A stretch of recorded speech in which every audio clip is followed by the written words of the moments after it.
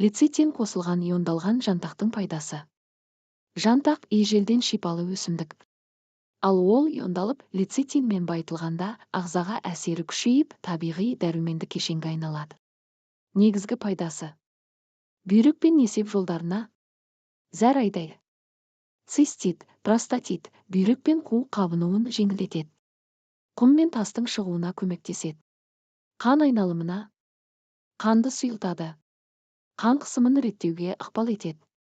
Тамырларды холестериннен тазартуға көмектеседі. Асқазан ішекке. Ас қорыту процесін жақсартады. Іш қатуды жеңілдетеді. Асқазан ауырлығын басады. Жүйке жүйесіне. Ми жасушаларын қоректендіреді. Есте сақтау қабілетін жақсартады. Шаршауды азайтады. Иммунитет пен жалпы саулыққа. Ағзаны тазартады. Энергия мен сергектік береді. Қабынуға қарсы әсер етеді.